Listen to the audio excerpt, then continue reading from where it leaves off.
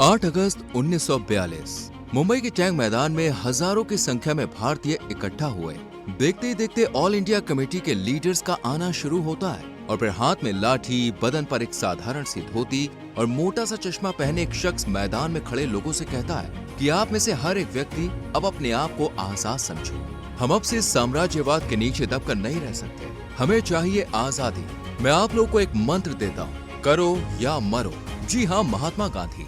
वो साधारण सी धोती और मोटा चश्मा लगाए शख्स कोई और नहीं, महात्मा गांधी ही थे, जिन्होंने अपने इस भाषण के साथ क्विट इंडिया मूवमेंट की शुरुआत कर दी थी। लेकिन यहाँ तक पहुँचना आसान नहीं था। तो कैसा था महात्मा गांधी का संघर्षों से भरा सफर? क्या असर हुआ महात्मा गांधी के आंदोलन का भारत की आजादी में? चलिए शुरू से समझते हैं। तो दोस्तों, बहादुरी, जज्बे और साहस से भरी इस कहानी की शुरुआत होती है 2 अक्टूबर 1869 से।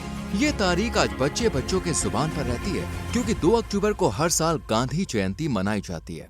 जिस तरह आज देश भर में 2 अक्टूबर को गांधी जयंती सेलिब्रेट की जाती है, उसी तरह से ठीक 155 साल पहले 2 अक्टूबर को गुजरात के पोरबंदर में एक हिंदू परिवार ने अपने घर आए नए मेहमान के आने का जश्न मनाया था। उस जश्न में डीजे, लाइट्स भले ही नहीं थी, लेकिन मिठाइयों की खुशबू ने ये जाहिर कर दिया था कि पोरबंदर का ये मामूली सा हिंदू परिवार आज बहुत खुश है। इस बच्चे का नाम मोहनदास रखा गया, जो बाद में मोहनदास करमचंद गांधी हुआ, क्योंकि उनके पिता का नाम था करमचंद गांधी, जबकि उनकी माँ का नाम था पुतलीबाई। गांधी जी का जन्म भले ही पोरबंदर में हुआ हो, लेकिन जन्म के कुछ समय बाद ही उनका पूरा परिवार राजकोट में रहने लगा, जहाँ गांधी जी स्कूल गए। अहिंसा के मार्ग पर चलने वाले गांधी जी शुरू से ही शांत और शर्मीले नेचर के थे, जिन्हें किताबों में दोस्त नजर आते थे। हालांकि वो पढ़ाई में एक एवरेज स्टूडेंट थे, लेकिन उनकी इंग्लिश शुरू से ही बेहतर थी। वो पढ़ाई के बाद घर के कामकाज में माँ का साथ देते, माता पिता की आज्ञा का पालन करते और पिता की भी मदद किया करते थे। लेकिन उन्हें घूमना बहुत पसंद था।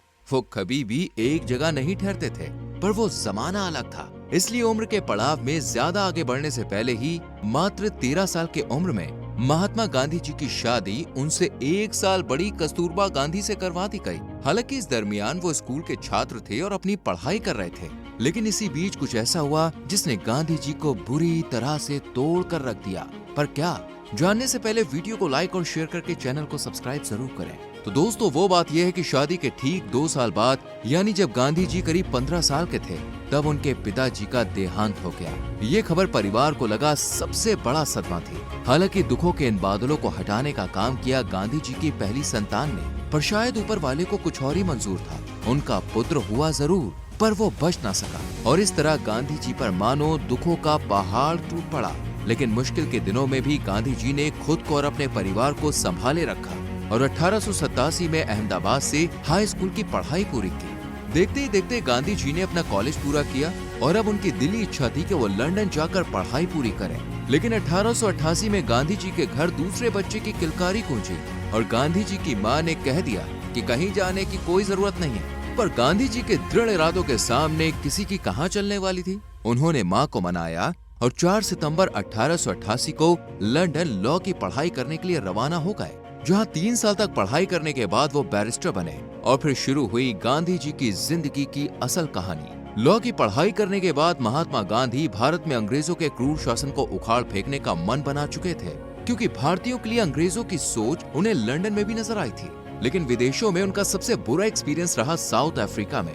दरअसल लंदन से वापस लौटने के बाद गांधी जी को नौकरी के लिए काफी भागा दौड़ी करनी पड़ी। जैसे तैसे 1893 में दादा अब्दुल्ला एंड कंपनी नाम की एक भारतीय कंपनी में उन्हें काम मिला, लेकिन इस नौकरी के लिए उन्हें साउथ अफ्रीका जाना पड़ा था। कंपनी के मालिक दादा अब्दुल्ला का एक केस चल रहा था, जिसे लड़ने के लिए महात्मा गांधी को साउथ अफ्रीका जाना पड़ा। लेकिन जब वो साउथ अफ्रीका के लिए ट्रेन में फर्स्ट क्लास में सफर कर रहे थे, तब अंग्रेजों ने उन्हें ट्रेन से धक्का दे दिया। उन्हें थर्ड क्लास में बैठकर सफर करने पर मजबूर किया गया। इतना ही नहीं, जब वो पायदान पर बैठकर सफर कर रहे थे, तब एक यूरोपियन ट्रेन में आया और गांधी जी के साथ मारपीट भी की। इतना ही नहीं, साउथ अफ्रीका के कोर्ट में जब वो अपने केस की पैरवी कर रहे थे, तब जज ने उन्हें पगड़ी उतारने के लिए कहा और जब गांधी जी ने मना किया तो उनके साथ बदसलूकी भी की गई। कई साउथ अफ्रीकन होटल्स को उनके लिए बैन कर दिया गया। इस तरह साउथ अफ्रीका में भारतीयों के प्रति लोग की सोच को देखकर गांधी जी की सोच ही बदल गई और उन्होंने ठान लिया कि अब वो भारतीयों के हक के लिए आवाज बुलंद करेंगे। इसी इरादे के साथ उन्होंने साउथ अफ्रीका में ही भारतीयों के साथ हो रहे अत्याचार के खिलाफ आवाज उठानी शुरू कर दी। वो साउथ अफ्रीका में ही सिविल राइट लीडर के रूप में अपनी पहचान बना चुके थे, इसलिए गोपाल कृष्ण गोखले ने उन्हें अपने देश में आकर लोगों की मदद करने को कहा। इसके बाद तो गांधी जी ने तय कर लिया कि वो अपने देश में ही रहेंगे और अपने देश को अंग्रेजों की कैद से आजाद करवाएंगे। इसी इरादे के साथ वो 1914 में साउथ अफ्रीका से भारत वापस लौटा और अब नौकरी नहीं बल्कि भारत को अहिंसा के मार्ग पर चलकर आजाद करवाने का निर्णय लिया। भारत लौटते ही लोगों ने महात्मा गांधी का भव्य स्वागत किया और यही उन्हें पहली बार महात्मा गांधी कहकर भी बुलाया गया। इसके बाद से ही गांधी बन गए महात्मा गांधी। उन्होंने नेशनल कांग्रेस को ज्वाइन किया और अगले 4 सालों तक उन्होंने ऐसे लोगों को इकट्ठा करना शुरू किया जो सत्याग्रह के द्वारा भारत में चल रही सामाजिक और राजनीतिक बुराइयों को हटाने में उनका साथ दे सके। इसी बीच आया साल 1917। ये वो समय था जब उन्होंने पहली बार बिहार के चंपारण से सत्याग्रह आंदोलन का ऐलान किया। इसके बाद जब गुजरात का खेड़ा गांव बाढ़ की चपेट में आया तो उन्होंने किसानों का कर्जा माफ करवाने के लिए 1918 में खेड़ा आंदोलन की शुरुआत कर दी। इसके बाद आया साल 1919 जब अंग्रेजी हुकूमत रोलेक्ट एक्ट लेकर आई, एक ऐसा एक्ट जो अंग्रेजों को ये आजादी दे देता था कि वो जब चाहे किसी भी भारतीय को जेल में डाल सकते हैं, वो भी बिना किसी जुर्म सिद्ध हुए, सिर्फ शक के बिहाफ पर। इस एक्ट का विरोध करते हुए गांधी जी ने 1919 में खिलाफत आंदोलन की शुरुआत की। इसके बाद साल 1920 में गांधी जी ने शुरू किया असहयोग आंदोलन। दरअसल अंग्रेजों की जमी जमाई सत्ता का कारण था उनका सामान, जिसे भारतीय खरीद रहे थे और बड़े पैमाने पर इस्तेमाल कर रहे थे। इसलिए गांधी जी ने अंग्रेजों का सामान बंद कर अंग्रेजी हुकूमत को कमजोर करने की योजना बनाई और असहयोगी आंदोलन की मुहिम छेड़ी, जिसका परिणाम ये हुआ कि भारतीयों ने अंग्रेजों का सामान इस्तेमाल करना लगभग बंद ही कर दिया। पर जंग अभी बहुत बड़ी थी, लेकिन गांधी जी भी रुके नहीं। बिना हथियार उठाए, बिना एक शब्द बोले, वो अंग्रेजों की जमी जमाई सत्ता को उखाड़ते रहे। दरअसल गांधी जी का सबसे बड़ा हथियार था सत्याग्रह। वो हर बुराई के खिलाफ सत्याग्रह पर बैठकर अंग्रेजों की नाक में दम कर दिया करते थे। साल 1930 का वो समय तो शायद आज भी अंग्रेजों के यहाँ दोहराया जाता होगा, जब महात्मा गांधी ने सत्याग्रह आंदोलन का आगाज किया। 12 मार्च को अहमदाबाद के साबरमती आश्रम से उन्होंने सत्याग्रह की शुरुआत की और कुल 24 दिनों तक दांडी मार्च निकाला, जो दांगी गांव तक पहुंचा। इसलिए 1930 के इस नमक सत्याग्रह को दांडी मार्च भी कहा जाता है। दरअसल ये आंदोलन भी अंग्रेजों की एक दोषपूर्ण नीति के बदले हुआ। 1930 में अंग्रेजी हुकूमत ने भारतीयों पर नमक का टैक्स भी थोप दिया। गांधी जी का कहना था कि नमक पर कर लेना पाप है। इसी विरोध में उन्होंने दांडी मार्च निकाला और अंग्रेजी हुकूमत को झुकना पड़ा, लेकिन गांधी जी नहीं रुके और उन्होंने अपने हौसलों की आग को हवा दी और साल 1933 में दलित आंदोलन शुरू किया। दरअसल दलित भारत के ही हिंदू हैं, जिन्हें समाज पिछड़ा हुआ मानता है और पुराने समय में दलितों को अछूत माना जाता था। इसी छुआछूत का विरोध करने के लिए गांधी जी ने 8 मई 1933 को दलित आंदोलन शुरू किया और 1932 में ही अखिल भारतीय छुआछूत विरोध लीग की स्थापना भी वो कर चुके थे। 1942 का साल पूरे भारत के लिए यादगार रहा, क्योंकि इसी साल महात्मा गांधी ने भारत छोड़ो आंदोलन यानी क्विट इंडिया मूवमेंट की शुरुआत की थी। इस आंदोलन में गांधी जी ने नारा दिया था, करो या मरो। उनका ये नारा पूरे भारतवर्ष में ऐसा गूंजा कि 1942 के बाद से ही देश भर में आंदोलनों का दौर शुरू हो गया। क्विट इंडिया मूवमेंट से अंग्रेजी सरकार इस कदर बौखला गई कि मीडिया को अपनी मुट्ठी में कर लिया, ताकि क्विट इंडिया मूवमेंट में भारतीयों के साथ जो जुल्म किया जाए वो किसी को भी नजर नहीं आए।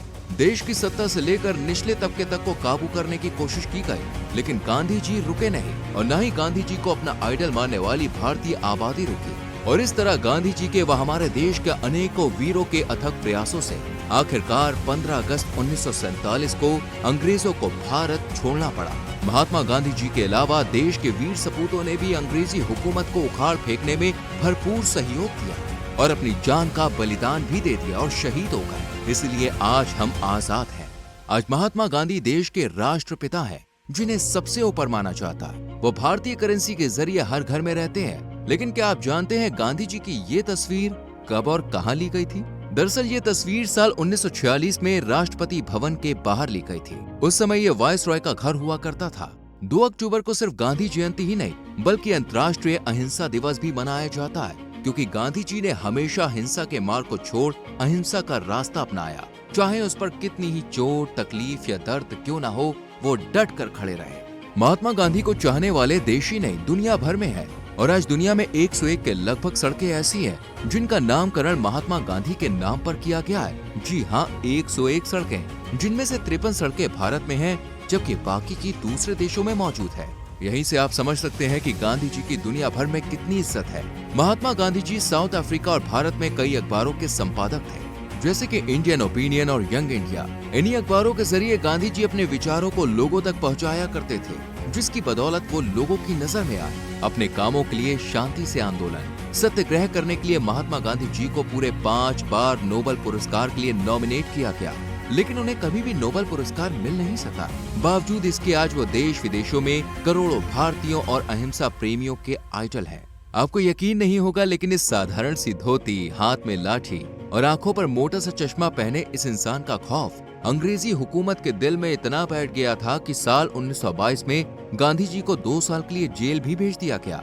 लेकिन गांधी जी को जेल में डालना उल्टा अंग्रेजी हुकूमत के लिए ही भारी पड़ गया और गांधी जी की गिरफ्तारी का विरोध करने पूरा देश इकट्ठा हो गया। यहाँ पहली बार अंग्रेजों को भारतीयों की एकता का भी अंदाजा हो गया, जिससे डर कर ही उन्होंने फूट डालो और राज करो जैसी नीतियों को उच्च स्तर पर अप्लाई करना शुरू कर दिया। हालांकि उनकी ये चाल भी गांधी जी के सामने फेल हो गई। दोस्तों, गांधी जी को कई लोग नापसंद भी करते थे, जैसे कि नाथूराम गोडसे, जिसने 30 जनवरी 1948 को गांधी जी के सीने में 3 गोलियां उतारकर उनको मौत के हवाले किया। कहते हैं कि नाथूराम गोडसे पुणे का एक हिंदू राष्ट्रवादी था, जिसका मानना था कि गांधी जी ने भारत के विभाजन के दौरान भारत के मुसलमानों की राजनीतिक मांगों का समर्थन किया, इसलिए गोडसे ने गांधी जी की हत्या कर दी और बदले में कोर्ट ने 8 नवंबर 1949 को ही गोडसे को फांसी की सजा मुकर्रर कर दी। तो दोस्तों, ये थी महात्मा गांधी जी की वीरता से भरी कहानी। आपको इस कहानी का कौन सा पार्ट सबसे दिलचस्प लगा, कमेंट करके बताइए। वीडियो अच्छी लगी हो तो लाइक और शेयर करके चैनल को सब्सक्राइब करें और बेल आइकॉन प्रेस करें, जिससे आने वाली वीडियोस आपसे मिस ना हो। मिलते हैं आपसे अगली वीडियो में। Till then, bye bye, take care.